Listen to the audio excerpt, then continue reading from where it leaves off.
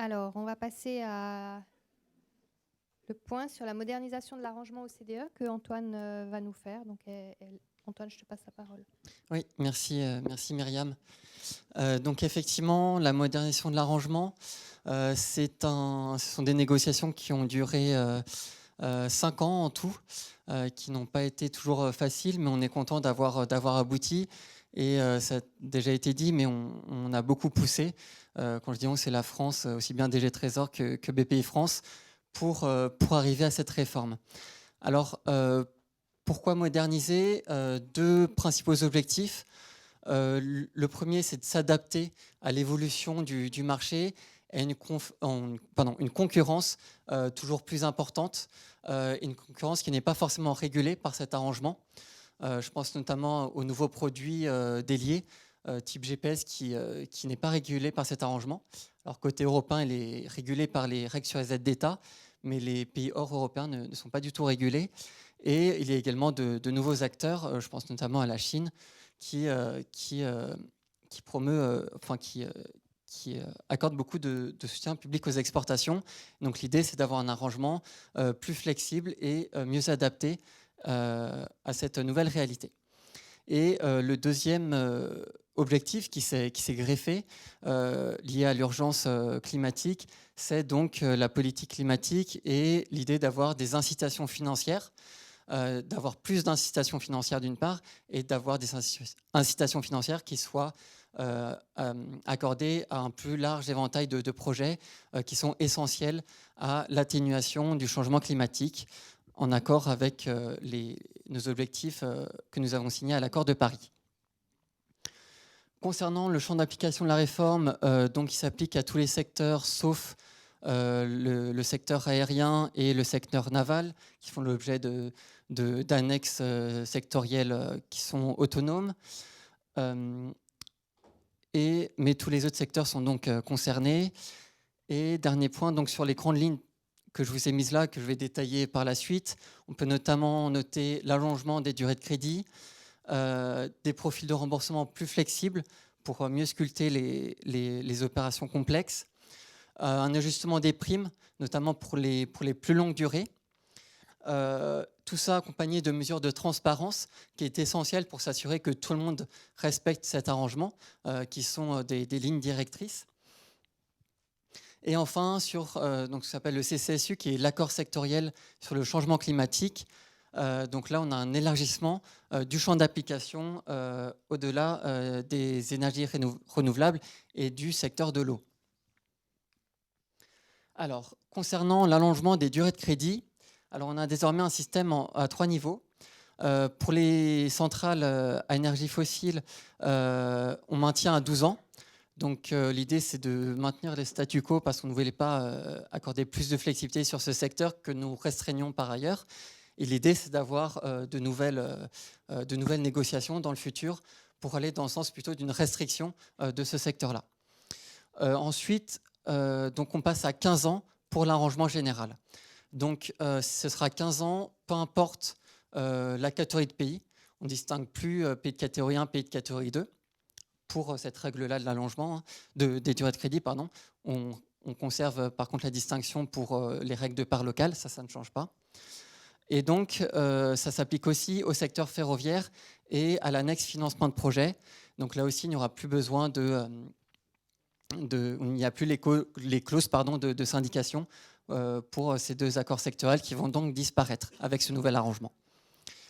Et enfin, troisième niveau, pour l'accord sectoriel nucléaire et l'accord sectoriel changement climatique, on peut aller jusqu'à 22 ans, avec quelques variations selon certains secteurs de l'annexe changement climatique. Je vais vous détailler tout ça un peu plus tard. Et donc voilà, donc c'était une belle victoire aussi pour nous de maintenir l'alignement du nucléaire sur l'accord sectoriel changement climatique. Pour ensuite les profils de remboursement. Donc pour les profils standards avec des remboursements réguliers, donc peu de changements là-dessus. Le premier remboursement doit avoir lieu au maximum 6 mois après le point de départ du crédit, ce qui est la classique. Donc pas de changement là-dessus. Et sur la fréquence des remboursements, Jusqu'à maintenant, ils pouvaient être au maximum semestriels. Et désormais, ils pourront être au maximum annuels. Donc là, il y en a un peu plus de flexibilité là-dessus, mais toujours évidemment la possibilité de faire des remboursements trimestriels ou semestriels, évidemment. Il s'agit uniquement d'un maximum. Concernant les remboursements non standards, alors là-dessus, c'est quelque chose d'exceptionnel, qui doit rester exceptionnel. Donc on demande une justification préalable qui existe déjà dans l'actuel arrangement, qui est un manque de concordance entre les rentrées de fonds du débiteur et un profil de remboursement standard. Et donc c'est pour pallier ce manque de concordance qu'on peut appliquer des conditions particulières. Donc sur cette justification-là, il n'y a pas de changement. En revanche, ce sont sur les flexibilités applicables. Donc pour le premier remboursement, donc ce qu'on appelle la période de grâce, auparavant on avait différentes approches en fonction des accords sectoriels. Désormais, on a deux approches possibles. Donc soit pour l'arrangement général, ce sera 24 mois, donc 2 ans de période de grâce, soit pour le nucléaire et l'annexe changement climatique, ce sera 36 mois. Donc là, on a une nouvelle incitation financière pour les projets durables. Concernant la possibilité de faire ce qu'on appelle des bullet repayments, donc les remboursements du principal en une seule fois, jusqu'à maintenant, ils étaient limités à 25% du remboursement du principal en une seule fois. Maintenant, ça passe à 30% pour l'arrangement général et 35% pour les annexes sectorielles et changement climatique. Concernant ensuite la dernière condition, c'est la durée moyenne pondérée maximum. Donc là, pour rappel, la durée moyenne pondérée, c'est la date à laquelle vous avez remboursé la moitié de votre emprunt. Donc jusqu'à maintenant, elle dépendait des durées maximum de remboursement et notamment de la qualité de l'acheteur, selon qu'il soit souverain ou non. Désormais, donc on a encore une fois une double approche. Pour l'arrangement général, ce sera 65%. Donc c'est-à-dire que si on vous octroie une durée de crédit de 10 ans, vous devrez avoir remboursé la moitié à 6,5 ans. Ou alors 6 ans. Pour les petites durées de crédit, ça permet d'avoir plus de flexibilité pour les petites durées de crédit octroyées. Et pour les annexes changement climatique et nucléaire, ce n'est pas 65%, mais 70% de la durée de remboursement. Donc encore une fois, si on vous accorde un crédit de 10 ans, vous devrez avoir remboursé la moitié au bout de 7 ans de crédit de remboursement. Concernant donc l'ajustement des primes, donc nous avons ajusté les primes sur la base d'un double constat. Le premier, c'est que pour les longues durées de crédit, le niveau de prime pouvait être prohibitif. On peut déjà faire du 18 ans sur certains projets, mais on le fait pas si souvent que ça. Et l'une des raisons, parmi d'autres, c'est notamment que le niveau de prime peut être très élevé. A fortiori sur les acheteurs les moins bien notés. Et ce qu'on observe, c'est quand on regarde les courbes de primes, c'est que les probabilités de défaut, remarque que les courbes ne sont pas linéaires. Donc ça veut dire que le risque n'est pas linéaire et donc si on veut refléter le risque, il faut également ajuster la courbe de prime. On le remarque du moins chez les acheteurs classés en catégorie spéculatif, c'est-à-dire BP+ ou moins. Et donc, c'est pour ça qu'à partir de 10 ans d'horizon de risque, donc l'horizon de risque, pour rappel, c'est la moitié de la période de tirage plus la période de remboursement. C'est la durée à partir de laquelle nous calculons les minimums de primes. Donc, à partir de 10 ans, on a un ajustement de la prime tel que défini par la formule que vous voyez affichée à l'écran. Et cet ajustement est capé à 15% des minimums de prime actuels. Pour une simple et bonne raison que il y a un risque, si on va au-delà, que des acheteurs mieux notés que BP+, aient une prime plus chère alors que le risque est moins fort. C'est pour ça que nous avons capé à 15%.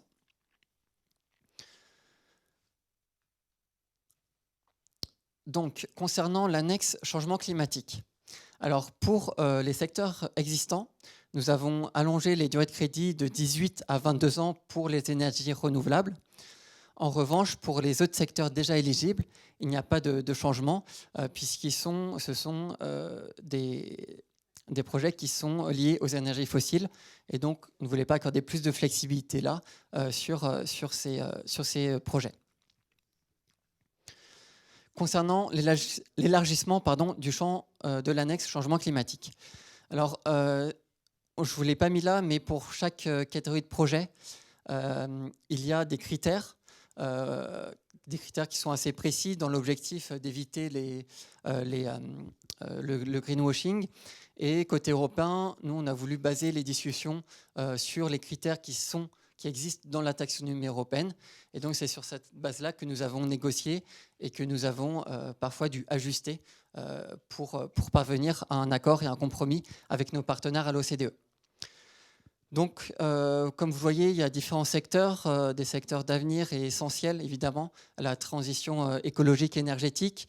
Le premier, c'est ce qui concerne la capture, l'utilisation et le stockage de CO2, pour lequel on pourra aller jusqu'à 22 ans. Deuxième secteur qui est toujours lié à l'énergie, c'est la gestion, la transmission et la distribution d'énergie, au-delà des seules centrales. On pourra également aller jusqu'à 22 ans.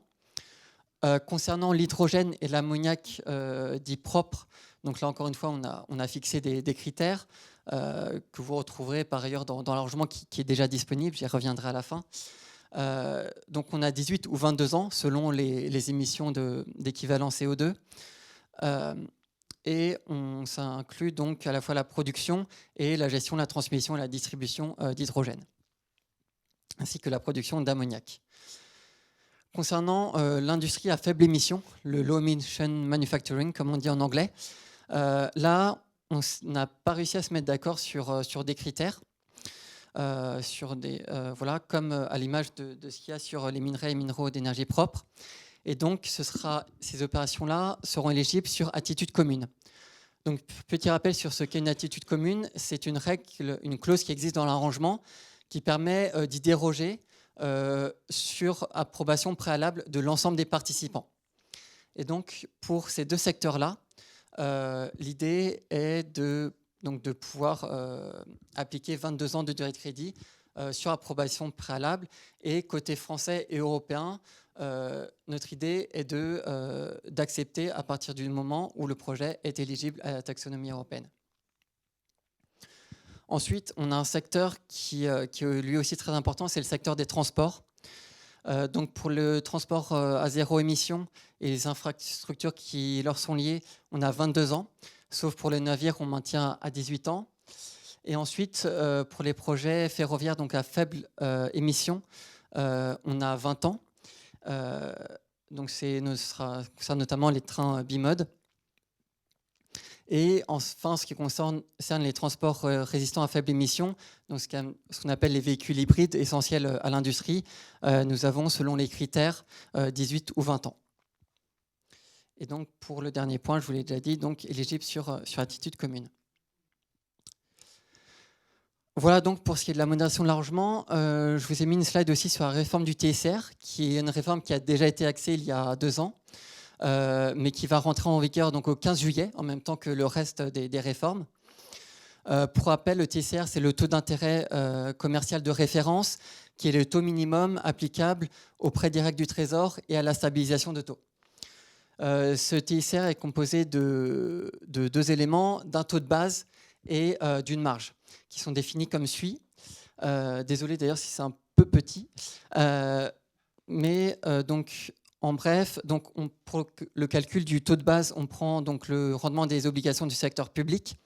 Et pour identifier la maturité, on va désormais appliquer la maturité la plus proche du prêt sous-jacent. Et quand je parle du prêt sous-jacent, ce n'est pas uniquement la prise en compte de la durée de remboursement, mais également la prise en compte de la période de tirage, ce qu'on fait déjà côté français avec le taux construit, ainsi que la fréquence des remboursements. Je ne vais pas rentrer dans le détail des formules et nous aurons la semaine prochaine, je crois, un atelier avec les banques pour discuter de tout cela. Donc voilà pour le taux de base et donc la marge. Donc on additionne une marge de 100 points de base. Ça devait changer, mais pour l'instant ça reste pareil. Ça changera probablement l'année prochaine ou plus tard dans le futur, mais on vous préviendra en tout cas le jour où ça changera, évidemment. Et il y a aussi également la marge de réservation, donc qui maintenant s'applique dès que le TICR est fixé avant la date de signature du contrat financier, moyennant donc des points de base supplémentaires que vous voyez dans le tableau. Ce qui nous permettra notamment donc d'élargir les promesses, de passer de 4 à 6 mois et pouvant aller jusqu'à 12 mois, selon cette réforme. Voilà donc pour cette réforme du TSR. Donc, concernant les prochaines étapes. Alors, comme j'ai dit, le nouvel arrangement est déjà disponible sur le site de l'OCDE. Pour l'instant, il y a uniquement la version en anglaise, mais on espère que la version française va également sortir très prochainement. Donc, vous pouvez déjà le consulter, mais il n'est pas encore en vigueur parce qu'il y a besoin d'avoir une approbation formelle au niveau de l'Union européenne, puisque l'arrangement est transposé dans le droit européen. Et donc, le nouvel arrangement entrera en vigueur au 15 juillet 2023.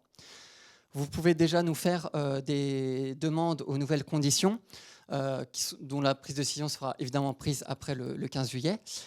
On ne peut pas décider avant, évidemment. Et si vous avez déjà des demandes, vous pouvez les rectifier et on analysera au cas par cas vos demandes de modification voilà, pour voir si ça correspond à la réalité économique du projet.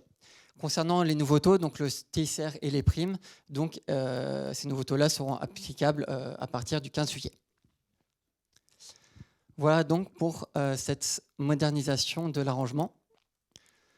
N'hésitez pas si vous avez des questions là-dessus, je suis à votre disposition.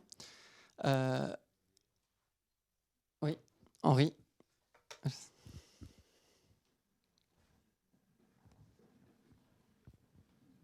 Merci. Sur le TICR, il y a une question. Qu'est-ce qui va se passer avec les promesses ? Parce qu'en fait, il y a un changement aussi qui va apparaître le 15 juillet, c'est que le taux de référence n'est plus la date de signature du contrat commercial, c'est la date de signature du contrat de financement. Est-ce que ça va s'appliquer aussi aux promesses ou pas ? Au renouvellement de promesses Alors, donc, en fait, on pourra toujours fixer le TICR soit avant la date du contrat de financement, soit à la date même. Donc, s'il sera fixé à la date même du contrat de financement, il n'y aura pas de marge de réservation.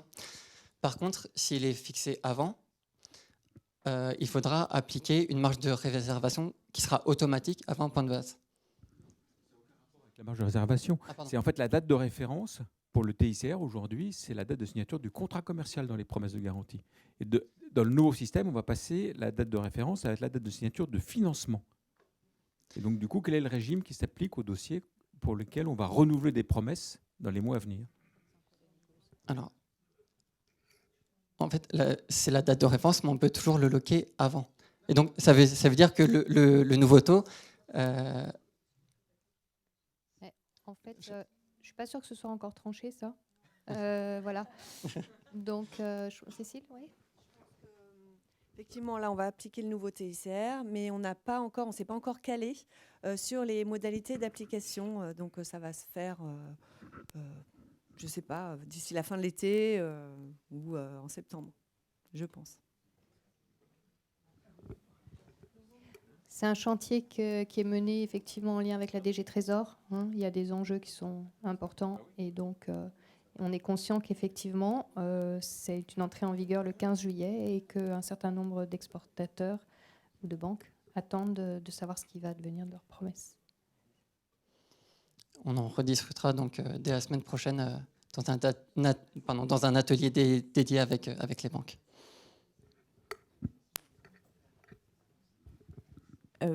Petite question sur peut-être la pérennisation d'un autre sujet qui est dans l'arrangement les 5% d'acompte au lieu de 15% d'acompte. Est-ce que c'est pérennisé dans cette nouvelle version de l'arrangement ou... Non, ce n'est pas pérennisé, non. C'est prorogé ? Non plus. C'est fini ? Donc, pour l'instant, c'est encore valable je crois que la date, c'est jusqu'au 5 novembre, jusqu'à début novembre. Donc, la mesure sera toujours applicable jusqu'à cette date-là. Donc, il n'y a pas de changement. Voilà, donc jusqu'en novembre, ce sera applicable, mais il n'y a pas de prorogation.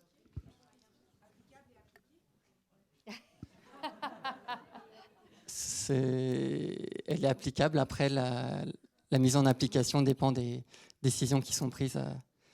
Et pour l'instant, comme vous le savez, on est assez réticent pour appliquer ce point-là. Mais on sait que c'est une remontée régulière. D'autres questions? On va le mettre à jour, effectivement. Oui, on va l'ajuster, le calculateur de primes. Et vous allez nous mettre la formule pour faire l'average life pour voir, parce que comme si on demande à... Ça, c'est une bonne question. Bah, écoutez, on prend, je ne sais pas, si quelqu'un est là. Nettie, il y a quelqu'un de là? Non, personne. Voilà, mais c'est voilà, le cahier des charges, c'est noté. Vous aimeriez pouvoir voir, donc pouvoir calculer l'average life, c'est ça, la prime, l'impact. Ok. Bah si, ouais. C'est noté. D'autres questions?